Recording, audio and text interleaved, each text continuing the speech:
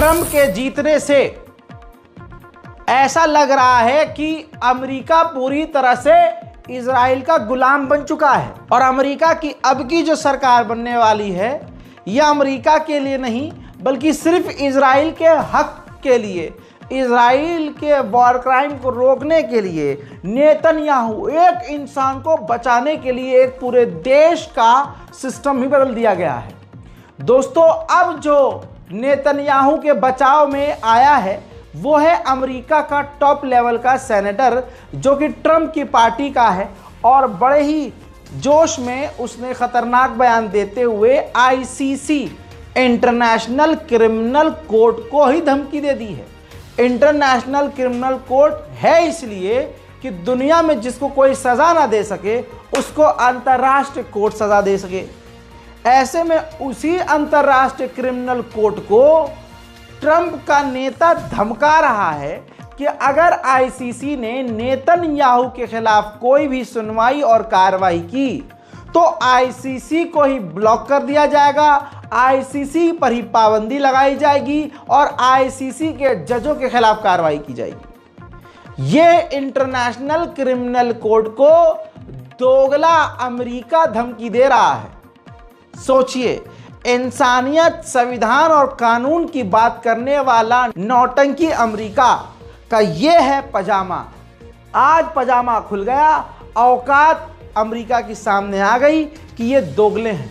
बात हक की करते हैं लेकिन नाहक हैं, बात सच की करते हैं लेकिन झूठ है, बात ये जिंदगी की करते हैं लेकिन ये मौत है। उधर यूरोपीय यूनियन ये कानून लेके आया था अपनी पार्लियामेंट में कि इजराइल से बातचीत नहीं करेंगे।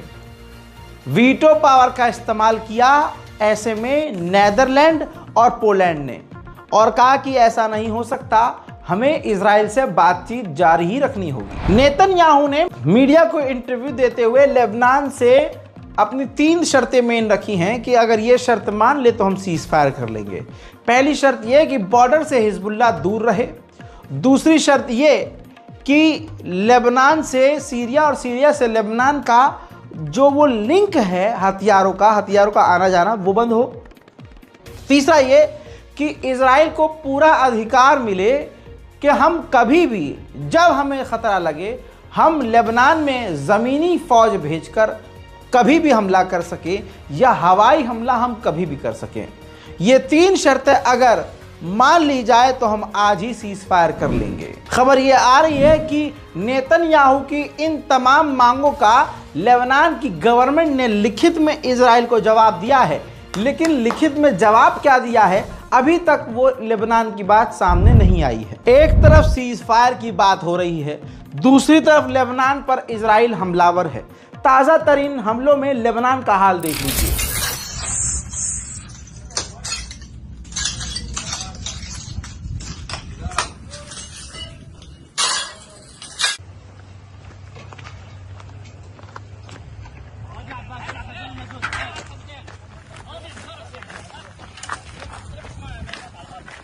يلا والله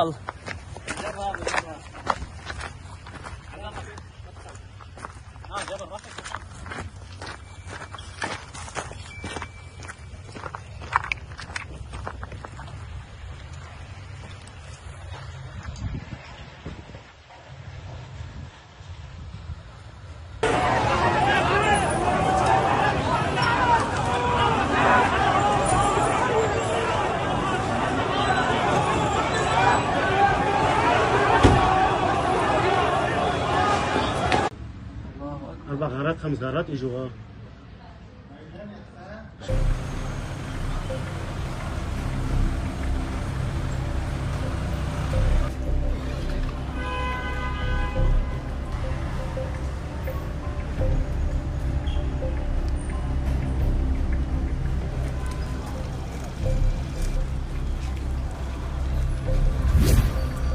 पूर्व डिफेंस मिनिस्टर सीनियर फिलहाल का नेता बेनी गेंट्स ने सामने आकर कहा है कि साउथर्न लेबनान को एरिया ए की तरह कर देना चाहिए, यानी पूरी तरह से लेबनान को, साउथ लेबनान को घेर लेना चाहिए और कट ऑफ कर देना चाहिए दुनिया से, जैसे हमने वेस्ट बैंक को किया है। और हमारा पूरा अधिकार होना चाहिए इजराइल का कि हम कभी भी लेबनान के किसी भी इलाके पर हमला कर सकें। सुनिए इसकी बातें।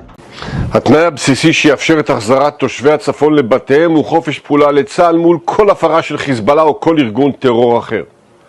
ההישגים המבצעיים האדירים של צה"ל חייבים להביא לכך שכל הסדר בלבנון ישנה מן היסוד את המציאות הביטחונית לשנים קדימה. רק כך נוכל להחזיר את תושבי הצפון בביטחון ורק כך נחזיר את האמון שלהם. בדרום לבנון צריך לפעול כמו בשטח A. אם ממשלת לבנון לא תפעל, צה"ל יפעל ובעוצמה. मेरे दोस्तों, दूसरी तरफ एक बड़ी खबर यह है कि इजराइल के ऊपर हिजबुल्लाह के कई रॉकेट दागे गए।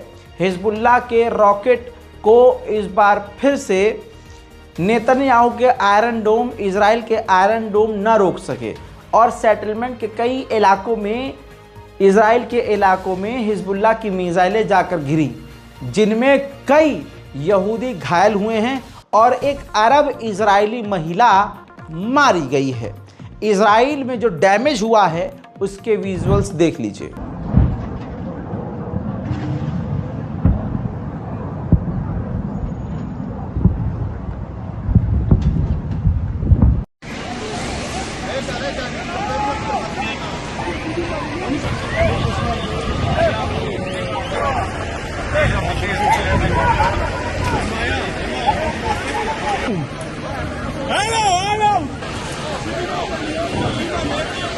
عمير في الفوار هون عند دار القط، عند دار ابو شاح نازك بخوف.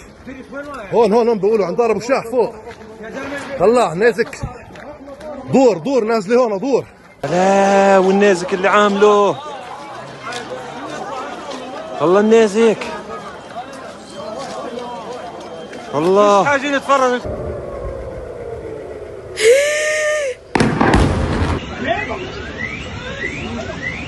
וואי, נפל פה סנטימטר מהמכללה, יואו! איפה זה נפל?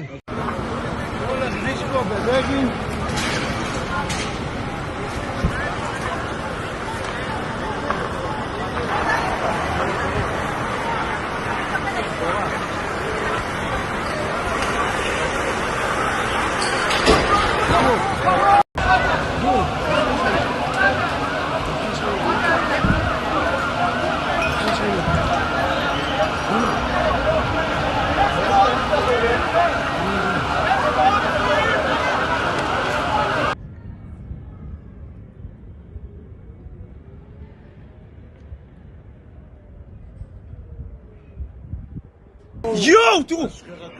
יואו, איזה בום! תראה את עשן שחור! वैसे तो पूरी जानकारी नहीं है, लेकिन लाल सागर के अंदर हुथीज ने एक और ऐसे कंटेनर को, शिप को निशाना बनाया है जिसका ताल्लुक इजराइल से था। उधर नेतन्याहू अब शिनबेट यानी खुफिया एजेंसी के हेड को भी निकालने की सोच रहा है, बदलने की सोच रहा है, क्योंकि नेतन्याहू की फटी पड़ी है कि भाई साहब ये इतनी बड़ी एजेंसी होकर हमारे घर के ऊपर यानी मेरे घर के ऊपर हमले को रोक ना सका, जिसकी वजह से नेतन्याहू डरा हुआ है और अब शिनबेट के चीफ को ही बदलने की तैयारी कर रहा है। उधर जर्मनी ने पूरी हैवानियत दिखाते हुए संडे के दिन, एक दिन के अंदर 18 घंटे के अंदर 111 प्रदर्शनकारियों को जर्मनी की सरजमीन से गिरफ्तार किया, जिनमें ज्यादातर महिलाएं हैं। वापस गज्जा का एक अपडेट दूं तो मेरे साथ ये जरा तस्वीर देखिए। गाजा के इलाके का ये खान यूनुस है, जिसमें अंतर्राष्ट्रीय शेल्टर है। इजराइल ने उस शेल्टर को भी बर्बाद कर दिया है, यानी गाजा के अंदर जान बचाने के लिए अब कोई शेल्टर तक नहीं बचा है। उधर फिलिस्तीनी एनजीओ ने बरतानिया की गवर्नमेंट से कहा है कि ब्रिटेन की गवर्नमेंट जिस तरह से F-35 के हार्डवेयर और पार्ट्स इजराइल को दे रही है, इसको बंद कर दिया जाए। इजराइल के खिलाफ फिलिस्तीन के समर्थन में डेनमार्क के लोग, लाखों लोग सड़कों पर हैं।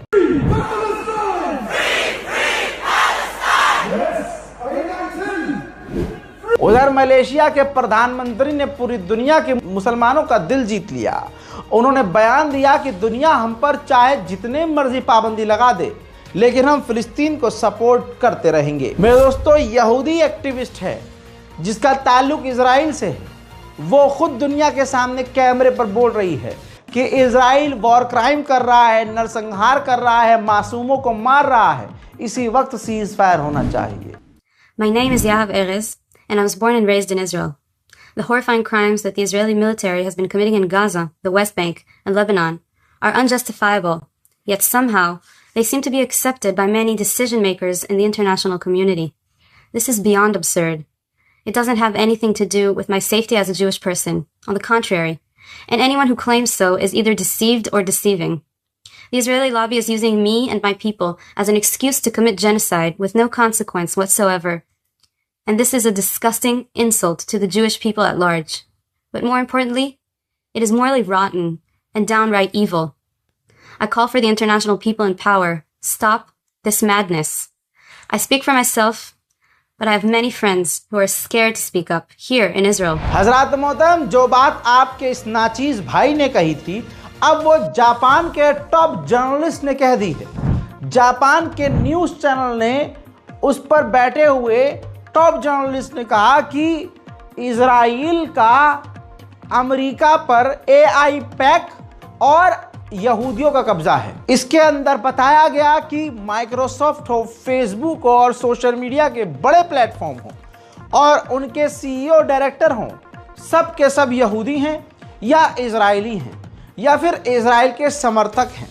यही बात भारत और पाकिस्तान और बांग्लादेश के मुसलमान कई साल पहले समझ चुके थे और मैं लगातार इस जंग में बार बार कह रहा हूं। अभी मैंने कल की रिपोर्ट में कहा, परसों की रिपोर्ट में कहा और मैं अक्सर कह रहा हूं कि जिस तरह से अमेरिका सिर्फ इजराइल कर रहा है, ऐसा लग रहा है कि अमेरिका की सरकार अमेरिका के लिए नहीं बल्कि इजराइल को बचाने के लिए ट्रंप की सरकार जीती है और ट्रंप जीता है। मेरे दोस्तों, इराक से मिसाइल और ड्रोन आ रहे थे तो जॉर्डन में इजराइल का जो आयरन डोम है, जो डिफेंस सिस्टम है, जो इंटरसेप्टर है, वो निकला तो सही मिसाइल को रोकने के लिए, लेकिन वो हवा में ही क्रैश हो गया।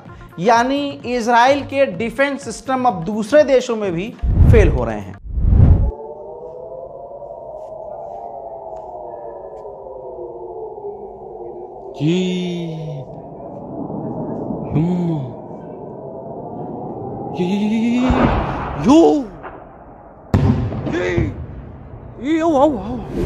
यही वजह है कि इजराइल और इजरायलियों को किसी चीज का खौफ नहीं है।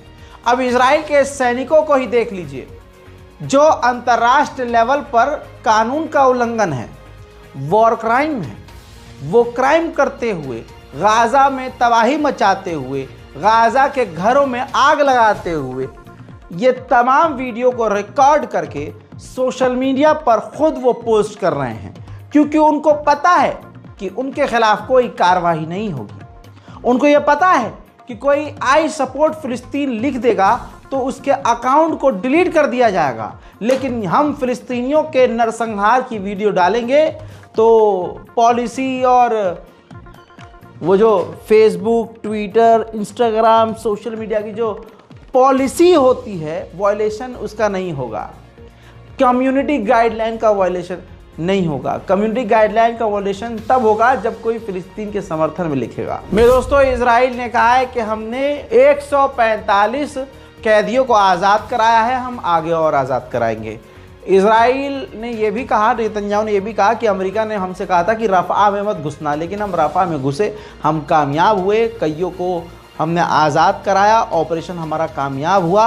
हमने हिजबुल्लाह के 80% हथियारों को नष्ट कर दिया है, हिजबुल्लाह की कमर तोड़ दी है, हमास को भी हमने काफ़ी हद तक मिटा दिया है, लेकिन अभी गाज़ा में और काम बाकी है, हमास को पूरी तरह से मिटाना बाकी है। फिलहाल के इस डिटेल रिपोर्ट में इतना ही। इस रिपोर्ट को शेयर कीजिए, इससे पहले भी एक अपडेट दे चुका हूँ, जाइए देखिए और रिपोर्ट को शेयर कीजिए, इंतज़ार कीजिए तब तक मेरे अगले अपडेट का। मैं हूँ रज़ा और आप देख रहे थे रज़ाग्राफी अनस्क्रिप्टेड। जय हिंद।